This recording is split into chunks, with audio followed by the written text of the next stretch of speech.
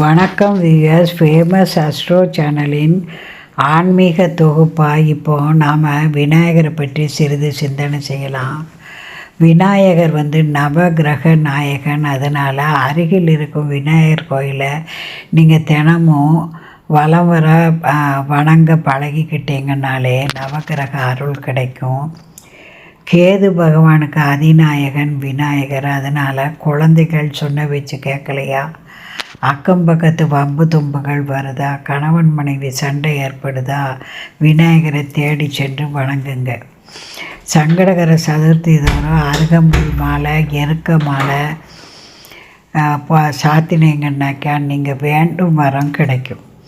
தவறாமல் சங்கடகர சதுர்த்திக்கு சென்று உங்கள் வேண்டுதல் எதுவோ அதை சொல்லி அருகம்புல் மாலை சாத்தி வந்தீங்கன்னா கை மேல் பலன் கிடைக்கும். ஏன்னா சப்த ரிஷிகளும் அனலாசுரனை விழுங்கின பின்ன விநாயகர் நெருப்புனால் அவதிப்படும்போது, அனலாசுரனுடைய அக்னியினால் அவதிப்படும்போது சப்த ரிஷிகள் என்ன செஞ்சாங்க, அவர் மேலே ஒரு அருகம்புல்லை தான் போட்டாங்க. உடனே அவர் குளிர்ந்துட்டார். அதனால் அருகம்புல் மாலைக்கு அவ்வளவு சக்தி. ஒரு கைப்பிடி அளவு அருகம்புல் கொண்டு அவர் பாதத்தில் போட்டாலும் காரியம் ஜெயிக்கும். அதனால் தவறாமல் அருகம்புல் 10 வித தழைகள் 16 உண்டு. உங்களுக்கு வீட்டுக்கு அருகில் என்னென்ன தழைகள் இருக்கோ, செம்பருத்தி, அரளி, மல்லிகை, முல்லை, கொய்யா, மாதுளை, நொச்சி, தும்பை,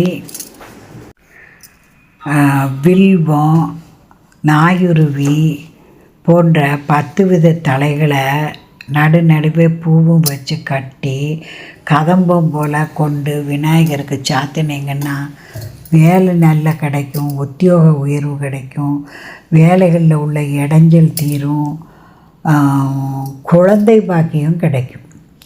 இலைதழை மாலைக்கு விநாயகர் அவ்வளவு மயங்குவார். அதனால் தவறாமல் நீங்கள் இலைதழை மாலை கட்டி, அவர் யானைங்கிறதுனால அக்காலத்தில் விநாயகரை இலைதழைகள் போட்டே வணங்கினாங்க. 16 வகையான இலைதழைகள் போட்டு வணங்கினாங்க. அதனால் கர்நாடகா, ஆந்திராலெல்லாம் தயங்காமல் வாங்கி பத்திரம்னு சொல்லி வாங்கி அதை கொண்டே நமக்கு அர்ச்சனை செய்து தராங்க. இந்த மாதிரி நாம் விநாயகர் வழிபாடு செய்து வந்தால் வீண் வம்பு வழக்கு போன்றவை தீரும். கேது பகவானுக்கு அதிபதிங்கிறதுனால கேதுவின் குற்றம் இருந்தாலும் கேது திசை